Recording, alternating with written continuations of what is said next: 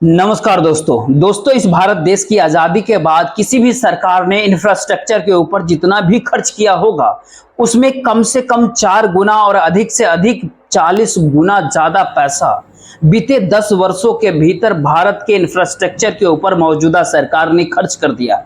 केवल सरकार ने खर्च नहीं किया है बल्कि ये कहे कि पैसा कॉरपोरेट का भी लगा हुआ है, बड़े बड़े कंपनियों का पैसा लगा है। इस भारत देश के भीतर सड़कों का जाल बिछ गया, इस भारत देश के भीतर एयरपोर्ट बढ़ते चले गए, इस भारत देश के भीतर चाहे वह ट्रांसपोर्ट हो, चाहे वह रोड हो, चाहे वह रेलवेज हो, चाहे वह एविएशन हो, यहाँ तक की बात करें वाटरवेज हो या फिर शिपिंग हो, उस क्षेत्र में भी भारत देश ने तमाम की प्रगति किया है बीते 10 सालों में।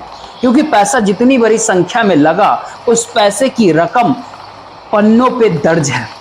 और वर्ल्ड बैंक और आईएमएफ की रिपोर्ट कहती है कि भारत के भीतर अभी और इंफ्रास्ट्रक्चर की जरूरत है और इस इंफ्रास्ट्रक्चर के ऊपर 2024 से लेकर के और 2029 तक, यानी ये कहे कि अगले लोकसभा चुनाव तक करीब करीब 147 लाख करोड़, जी हाँ ठीक सुना आपने, 147 लाख करोड़ रुपए और खर्च करेंगे। और उसमें दुनिया के तमाम कंपनियों की भागीदारी होगी, बड़े बड़े बैंकों की भागीदारी होगी। और बीते 10 वर्षों के भीतर करीब करीब 100 लाख करोड़ रुपए से अधिक इस भारत देश के इंफ्रास्ट्रक्चर के ऊपर खर्च कर दिए गए। अब आपका एक सवाल आपके मन में होगा कि क्या यह पैसा इस भारत देश के भीतर तमाम एयरपोर्ट के ऊपर खर्च किया गया, जिन सारे एयरपोर्ट को ढहते हुए और चूते हुए उस दौर में देखा गया। और दिल्ली के भीतर तो टर्मिनल फंड के नीचे आकर के एक व्यक्ति की मौत तक हो गई थी। उस परिवार की मुश्किलें आज भी कम नहीं हुई है, लेकिन टर्मिनल 1 की स्थिति कब शुरू होगी इसको लेकर के मौजूदा सरकार के भीतर बेचैनी है और 15 अगस्त से वो शुरू हो जाए इस बात को लेकर के काफी तेजी से काम चल रहा है। आपका एक और सवाल होगा, तो क्या इस इंफ्रास्ट्रक्चर के दायरे में अयोध्या का राम मंदिर भी आएगा, जहां की जो परिस्थिति थी वह हजारों करोड़ रुपए वहां खर्च करने के बाद जो स्थिति डामाडोल हो गई, तो उसकी जिम्मेदारी इस दौर में कौन लेगा? इस भारत देश के बड़े बड़े बिल्डर्स हो, इस भारत देश के भीतर बड़े बड़े बिजनेसमैन हो या कॉरपोरेट घराने हो, सभी इंफ्रास्ट्रक्चर के ऊपर क्यों आ गए? बजट से ठीक पहले अडानी मंच से कह रहे थे कि दरअसल अब इस भारत देश के इंफ्रास्ट्रक्चर के भीतर वो लाखों करोड़ रुपया लगाने को तैयार है। और जब बजट पेश हुआ तो बजट के भीतर बताया गया कि 11,11,000 करोड़ इंफ्रास्ट्रक्चर के ऊपर खर्च होगी। यानी इस दौर में वो संसद के भीतर भी पानी चूने लगा, संसद के भीतर भी पानी पहुंच गया और झरझर पानी बहता देखकर हर कोई इस दौर में एक ही बात कहने लगा कि यही पैसा खर्च हुआ है इस भारत देश का, और टैक्स पेयर का पैसा क्या यही है जो पानी में धुल रहा है? और इतना अधिक खर्च करने के बावजूद भी अगर कोई विजन नहीं है, दिल्ली जैसे बड़े नगर में जहां प्रगति मैदान एक टनल, जब यहाँ पे एक पानी बंद करना पड़ता क्योंकि अंदर स्विमिंग पूल बन जाता है, तो आज इस पूरे प्रकरण के काले कच्चे चिट्ठे को समझने की प्रयास करते हैं। क्योंकि इस दौर में मौजूदा समय में जो वर्ल्ड बैंक और आईएमएफ की जो मिलीजुली रिपोर्ट जो आंकड़ा बताती है वो साफ बताती है कि दरअसल इकोनॉमिक ग्रोथ जो होता है और $5 ट्रिलियन तक जो भारत की इकोनॉमी को पहुंचाना है, उसके भीतर बेसिक चीज इंफ्रास्ट्रक्चर है और यही सबसे बड़ा आधार है, यही सबसे बड़ा बेस है। आरबीआई ने 4 साल पहले कहा था कि 2020 से 2024 के बीच में इस भारत देश के भीतर रियल एस्टेट कंस्ट्रक्शन के भीतर सबसे ज्यादा 1,30,000 करोड़ रुपए पैसा लगे हैं। इसी दौर में एक जानकारी और निकल करके आई कि जो भी स्थिति लगातार बन रही है देश के भीतर और अलग अलग प्रोजेक्ट्स का ऐलान किया जा रहा है, उनकी संख्या हजारों में है। खुद प्रधानमंत्री नरेंद्र मोदी मार्च के महीने में गए थे, यानी कुछ ही महीने पहले, 3-4 महीने पहले बंगाल गए थे, पश्चिम बंगाल। वहां पर जाकर के मल्टीपल कनेक्टिविटी प्रोजेक्ट को उद्घाटन कर दिया कोलकाता पहुंच करके। इसमें करीब करीब $1.8 बिलियन का खर्च होना है। यानी ये कहे कि मार्च के महीने में ही जो सिविल एविएशन मंत्री और स्टील मिनिस्टर जो थे वो करीब करीब 15 एयरपोर्ट का उद्घाटन का जिक्र कर दिया जो 2028 तक पूरा हो जाएगा और करीब करीब $12.1 मिलियन इसके ऊपर भी खर्च होंगे। और पहले, इससे पहले की बात करें तो जो नेशनल हाईवे प्रोजेक्ट है देश के भीतर, भारत देश के भीतर, उसको लेकर के 2022 के जून के महीने में बोला गया था कि वह भी पटना और हाजीपुर पहुंच करके कहा गया था कि करीब 13,585 करोड़ रुपए का ये नेशनल हाईवे का प्रोजेक्ट है, वो पूरा हुआ भी नहीं है। लेकिन ऐसे न जाने कितने प्रोजेक्ट होंगे और आपके मन में बार बार एक ही बात रेंग रहा होगा, एक ही सवाल पैदा हो रहा होगा कि जो पानी गिर रहा है, जो टप टप टप टप कर रहा है संसद भवन की छत्र से, उस छत्र को देखने के बाद क्या इस भारत देश के भीतर इसी तरीके से पैसों की बरसात हो रही है और इतना ज्यादा पैसा क्या लूटा जा रहा है, और उस लूट के भीतर भागीदारी क्या उस कॉरपोरेट घराने या फिर सरकार के नेक्सस की तो नहीं है। तो एक एक बात को आज समझे, लेकिन उससे पहले आज लगता है कि शुरुआत में ही एक चीज को जरूर आपको देख लेना चाहिए। इस संसद की तस्वीर है जो कल रात और आज सुबह की तस्वीर है, देख लीजिए।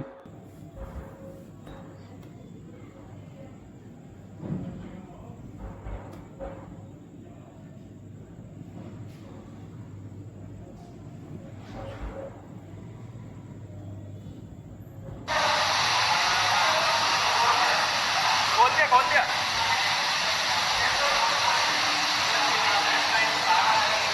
ये हमारे राज्यसभा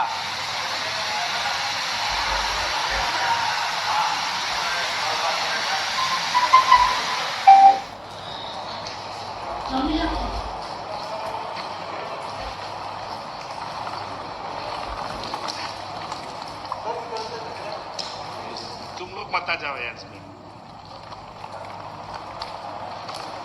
साहब 970 करोड़ रुपए इसमें खर्च हुए थे।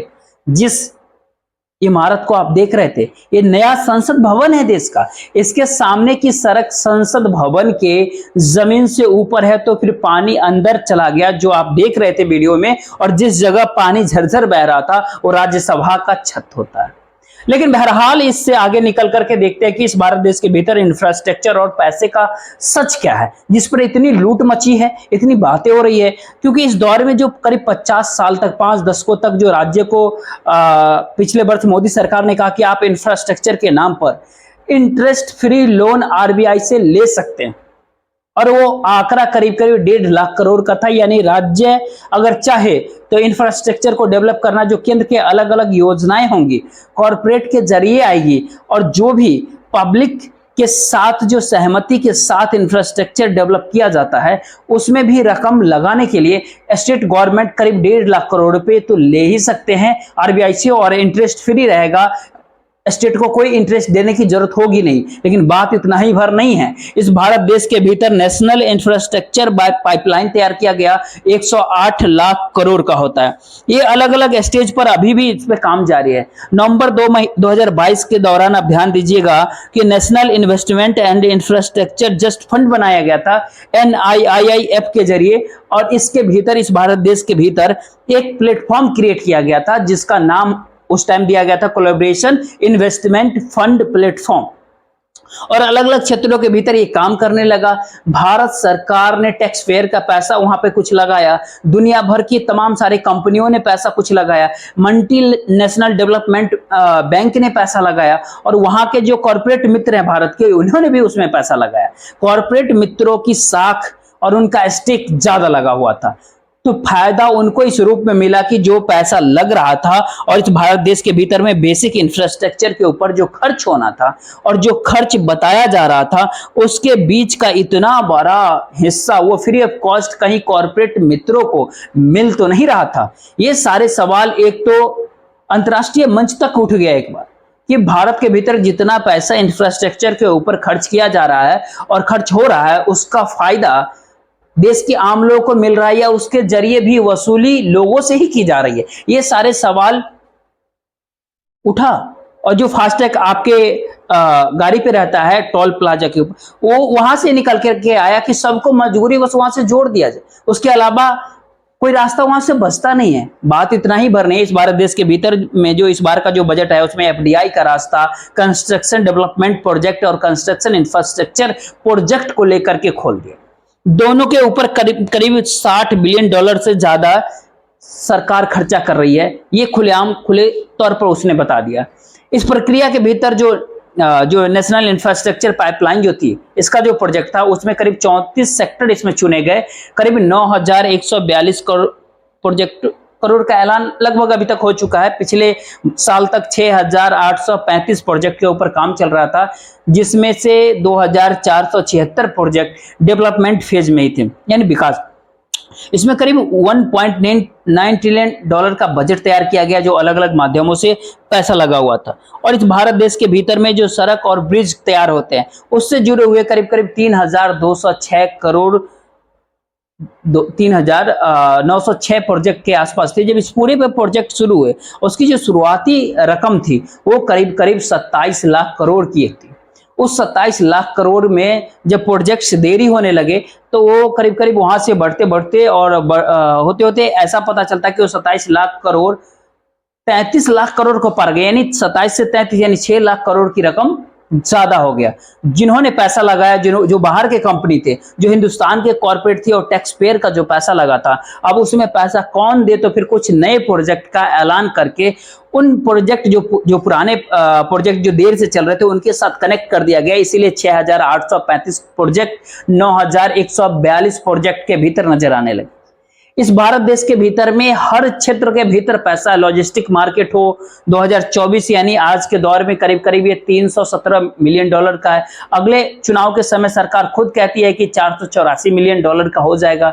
जो एयरपोर्ट है भारत देश के, उसमें करीब 2022 के भीतर कहा गया था कि हम 98,000 करोड़ रुपए खर्च करेंगे। और संयोग से देखिए कि 2023 से शुरुआत होता है और 2024 के भीतर आते आते इस भारत देश के 6 एयरपोर्ट जो है स्थिति उसकी नाजुक हो जाती है। और कल तो जयपुर एयरपोर्ट की स्थिति इतनी नाजुक थी कि जिसके ऊपर आप सामान ले जाते हैं, उस गाड़ी से उतार करके वहां पर पायलट को सामान वाले के ऊपर खड़ा कर दिया गया और उससे अंदर ले जा रहे थे कि चलिए आपके जूते ना भीगे, हम आपको अंदर तक पहुंचा देते हैं।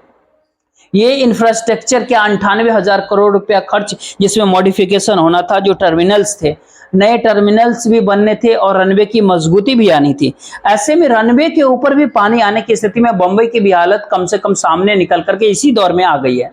और जो प्लानिंग कमीशन के बाद जो नीति आयोग जो हमारे भारत देश में बनाए गए, तो ऐसे में फाइनेंस कमीशन ने भी इस पे काम करना शुरू किया और कहा कि करीब करीब 1 लाख करोड़ रुपए अब चाहिए इन सारे क्षेत्रों में और सुधार करने के लिए। यानी ये कहे कि पैसे की कहीं कोई कमी नहीं है देश में। और ये बहुत साफ तौर पे ये बताता है कि जब हम आपसे ये बात कर रहे हैं कि करीब करीब 1,800 करोड़ रुपए राम मंदिर को लेकर के हो गए, 970 करोड़ रुपए की ये जो पूरी जो इमारत बनी, यानी ये कहे कि संसद भवन, लोकतंत्र का जो मंदिर बना इस भारत देश का, हजारों करोड़ रुपए टनल पे खर्च कर दिया गया, सब जगह पानी। और इस टनल और प्रोसेस इस तरह के बीच में हिमाचल प्रदेश के भीतर जो टनल बन रहा था, उसको भी आप ध्यान में रखिएगा। लेकिन इसके साथ आप कनेक्ट करके देखिए कि इस भारत देश के भीतर में जो पब्लिक प्राइवेट पार्टनरशिप थी, यानी जो पब्लिक प्राइवेट पीपीटी मॉडल जो था, वो एक ही झटके में ये कहीं 2019 के बाद कहीं ना कहीं फेल सा दिखने लगा। आखिर क्यों फेल हुआ ये? क्योंकि प्रोजेक्ट सामने नहीं आ रहे थे। प्रोजेक्ट के नाम के ऊपर काम तो हो रहा था, लेकिन वो सामने आते ही नहीं थे। 2014 से 2019 के चुनाव से ठीक पहले तक करीब करीब 24 लाख करोड़ रुपए का बजट निकल करके सामने आए। पैसा कितना दिया गया, उस पैसे का कितना उपयोग किया गया, वो पैसा कहां गया, और इसके मातहत करीब करीब 4,000 प्रोजेक्ट 2019 के लोकसभा चुनाव से ठीक पहले तक, यानी ये कहे कि मार्च 2019 तक, मई 2014 के बाद से। लेकिन 19 के बाद धीरे धीरे स्थिति डगमगाने लगी और तब 300 प्रोजेक्ट सामने आते हैं। उसका पूरा बजट करीब करीब 2 लाख करोड़ का, उसके भीतर भी करीब करीब 2,19 में ही 266 प्रोजेक्ट पीपीपी के निकल करके आए और 1,11,746 करोड़ रुपए उसके भीतर होता है।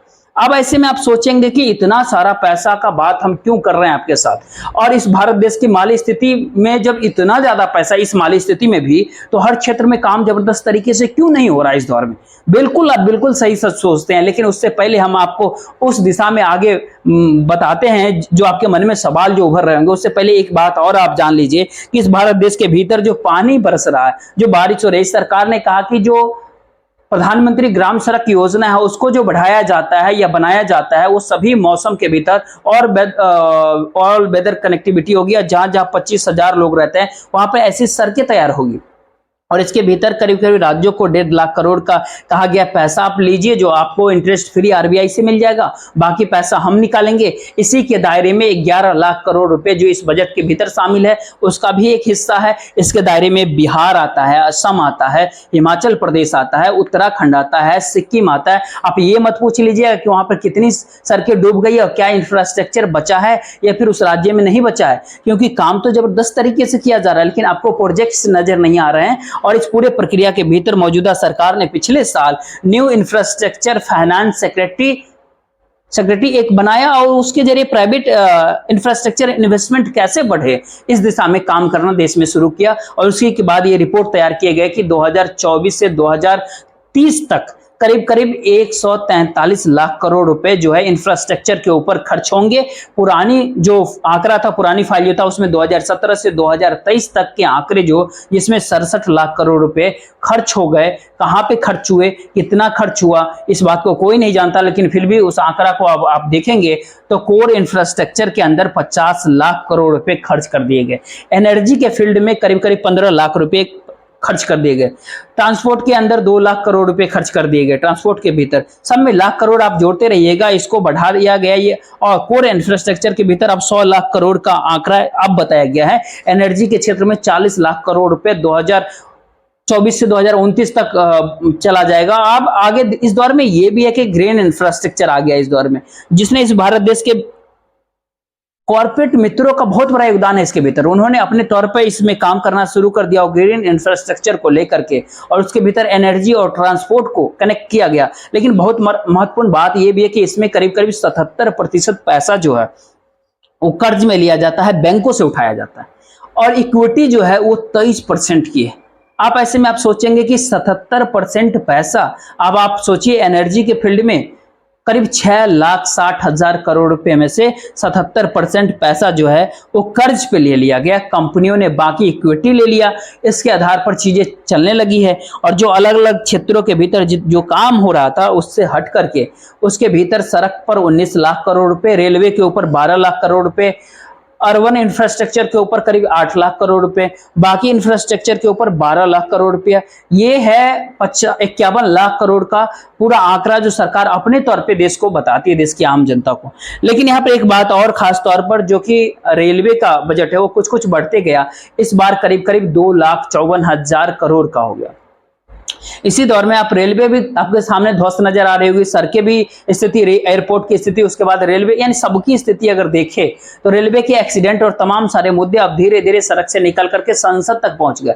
बीते 15-17 दिन में 8-9 हादसे हो गए, रेल एक्सीडेंट हो गया। उसके बाद ये सामने आने लगे जो भी परिस्थिति है, तो आप जनरल कोच एक ट्रेन में कितना लगाते हैं? सरकार कहती है कि हम 2/3 जनरल कोच रखते हैं। तब कहा गया कि भीड़ इतनी कहां से बढ़ गई, कहते हैं लोग ज्यादा सफर करने लगे। फिर कहा जाता है टिकटों की कीमत क्यों बढ़ा दी गई है, और जो टिकट का पूरा आपका हिस्सा और उसके भीतर भी बुजुर्गों को आप राहत रियायत नहीं आप देते हैं, तो फिर ऐसे में फायदा क्या हो रहा? तो उनको फायदा ही रेलवे को नहीं हो रहा, फिर भी ये सारी चीजों को चला रहे हैं। या फिर पैसा बजट का निकाल रहे हैं, टैक्स पेयर का ही पैसा ये सारा, जो बजट के हिस्से 2,54,000 करोड़ का रेलवे का जो जिक्र कर रहे हैं बजट में, जो पिछले बजट में 2,40,000 करोड़ का था, इस बार 2,54,000 करोड़। आज जब संसद भवन के भीतर ये बात निकल करके आया कि जो इतना सारा पैसा जो आप खर्च कर रहे हैं उसमें वंदे भारत निकल करके आ गया, जो शताब्दी एक्सप्रेस थी और जो राजधानी एक्सप्रेस थी उससे भी ये सारी चीजें आगे निकल करके आ गई। लेकिन इस भारत देश के भीतर में जो लाइफलाइन इसलिए भी रेलवे को कहा जाता है क्योंकि इस भारत देश के भीतर करीब 90-95% आबादी ऐसे है जो जनरल डब्बे में सफर करते हैं। उनके लिए राहत की क्या व्यवस्था है? तो सरकार ने कहा देख लीजिए करीब 10,000 डब्बे जनरल कोच के तैयार हो रहे हैं, जल्द ही बन जाएंगे। लेकिन बात ये नहीं है साहब, इस भारत देश के भीतर में बेसिक इंफ्रास्ट्रक्चर की परिस्थिति क्या है इस दौर में, उसको भी जरा समझ लीजिए। और उससे पहले जरा खुद ही आप देख लीजिए, रेल मंत्री जब संसद भवन के भीतर और उनसे जब सवाल पूछे जा रहे थे तो वह गुस्से में आ गए, तेवर में आ गए और वो बोलने लग गए सरकार ऐसे चलेगी क्या? अध्यक्ष जी जो इस तरह से बोल रहे हैं वो उनको पूछिए कि वो 58 साल के साथ अपने राज्य में 1 किलोमीटर पर भी एटीपी क्यों नहीं लगा पाए, 1 किलोमीटर भी एटीपी। आज ये प्रश्न पूछने की हिम्मत करते हैं, अपने कार्यकाल को देखे, अपने गिरेबान में जाके, अपने गिरेबान में पहले झांक के बताएं। इसी हाउस में ममता जी जब रेलवे मिनिस्टर थी वो अपने एक्सीडेंट के नंबर बताती थी, 0.24 से 0.19 पे होने पर कितनी तालियां बजाते थे, आज 0.19 से 0.03 इंडेक्स होने पर आज इस तरह के आरोप लगाते हैं। क्या है ये बात? ऐसे देश चलेगा क्या माननीय अध्यक्ष जी? देश चलाने के लिए रेलवे की सुधारने के लिए सबको सहयोग करना पड़ेगा। ये ऐसे नहीं चल सकता। मुश्किल हालात तो इस देश में यही है कि किसी भी मंत्री से उन्हीं के मंत्रालय के बारे में यदि आप पूछ लीजिए तो इतने तेवर में आ जाते, इतने उग्र हो जाते हैं और कहते हैं आप ये कैसे पूछ रहे हैं। सवाल रेल मंत्री का भी है, सवाल सड़क मंत्री का भी है, सवाल किसी भी मंत्री का। जिनको टोल से पूछिए तो कहते हैं आप टोल मंत्री जी। लेकिन क्या सड़क के ऊपर ये संभव है कि कोई भी व्यक्ति अगर कोई जा रहा है और वो झगड़ा करने में लग जाए कि हाँ हर कुछ किलोमीटर के बाद आप टोल क्यों ले रहे हैं। और ये तमाम सारी परिस्थितियों के बीच जब किसी भी मंत्री से आप पूछ लीजिए, फाइनेंस मिनिस्टर से आप पूछ लीजिए, वित्त मंत्री से पूछ लीजिए निर्मला सीतारमण से कि इस देश के भीतर कोर सेक्टर की हालत इतनी बदहाल क्यों होगी। एग्रीकल्चर कृषि मिनिस्टर से पूछ लीजिए ऐसी कौन सी परिस्थिति इस भारत देश के भीतर उत्पन्न हो गई जिसमें दाल जो आपको आयात करना पड़ रहा है वो करीब करीब 100% ज्यादा बढ़ गया। इस भारत देश के माइन और कोयला मंत्री से पूछ लीजिए, उस मंत्रालय से पूछिए कि ऐसी कौन सी परिस्थिति है जिस भारत देश के कोयला लोग नहीं चाहते और बाहर से कोयला आयात किया जा रहा है। एनर्जी मिनिस्टर से आप बात करके देख लीजिए ऐसी कौन सी परिस्थिति आ गई कि हम एनर्जी की मांग को भी पूरी नहीं कर पा रहे देश में और बाहर से जो कोयला एनर्जी के लिए आ रहा है वो डबल ट्रिपल की कीमत में क्यों खरीद रहे हैं। कॉमर्स मिनिस्टर, वाणिज्य मिनिस्टर से पूछ लीजिए, कहते कि नहीं हम चीन को लेकर के कोई समझौता नहीं किया है। वो अलग बात है कि चीन के साथ व्यापार इस दौर में पिछले साल की तुलना में बढ़ गया। यानी ये कहे कि कोई जवाब देने की परिस्थिति में इस दौर में नहीं होगा मौजूदा सरकार के मंत्री। तो हमको लगता है आज कुछ तथ्य आपको समझ लेना चाहिए। सबसे बड़ी बात है कि कोर सेक्टर जिसके दायरे में इंडस्ट्री आता है, स्टील आता है, सीमेंट आती है, इलेक्ट्रिसिटी आती है, फर्टिलाइजर आता है, रिफाइनरी प्रोजेक्ट आता है और प्रोडक्ट और नेचुरल गैस भी आते हैं, तमाम सारे और भी आते हैं। इसमें केवल कोल, फर्टिलाइजर और सीमेंट इन्हीं 2-3 चीज का प्रोडक्शन बढ़ा है। और आपको जान करके हैरानी होगी इलेक्ट्रिसिटी के भीतर -6% कम हो गया। 13.7 पे थे, घट करके 7.7% पे आ गया। स्टील के भीतर -4.1% कमी आ गया। 6.1 पे थे ग्रोथ रेट, अब 2.7 पे ग्रोथ आ गया है। नेचुरल गैस के अंदर -4.2% हो गया। जो 7.5% का ग्रोथ रेट था वो घट करके 3.3 के आसपास आ गया। जो क्रूड ऑयल है उसके भीतर करीब करीब 2.6% की कटौती हो गई। जो रिफाइनरी है उसके भीतर 1.5% नीचे आ गया। आपको कृषि के क्षेत्र दाल की बात कर रहे थे तो आप सोचिए कि इस भारत देश में केवल अप्रैल और मई के महीने में 1.13 मिलियन टन दाल जो आयात किया गया, भारत देश से आयात किया गया। पिछले फाइनेंशियल वित्तीय वर्ष में 4.7 मिलियन टन जो है वो दाल आयात किया गया था भारत। उसके पिछले साल का डबल हो गया, यानी 2.5 मिलियन टन था जो कि 4.7 मिलियन टन तक आ गया। और 2 ही महीने के भीतर यानी जो 1.13 मिलियन जो था, ये आपको बताता ये है कि इस साल दाल का आयात पिछले साल 4.7 मिलियन से आगे करीब करीब 5.5-6 मिलियन तक टन कर लेंगे। हमारे भारत देश के किसान, हमारे देश की जमीन, इसको बेहतर बनाया जाए। सरकार के पास कोई विजन नहीं है, कोई उपाय नहीं है। इसका ध्यान इस इंफ्रास्ट्रक्चर के ऊपर है जिस इंफ्रास्ट्रक्चर को डेवलप करने के लिए 77% तक कर्ज ले लिया जाता है।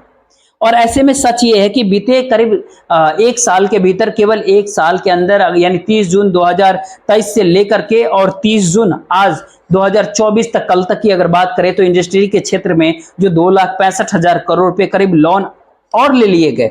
हाउसिंग के क्षेत्र में 3,75,000 करोड़ रुपए की लोन और ले लिए गए।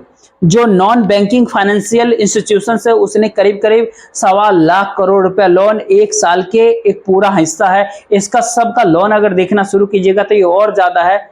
मसलन इंडस्ट्री के लोन बढ़ करके 34 लाख करोड़ पार कर गया। और इन सब के बीच आखिरी सच आप समझ लीजिए कि जो देश के किसानों को किसान सम्मान निधि जो बात हो रही है उसमें सरकार ने संसद के भीतर कहा कि हमने 17 किस्त दिए।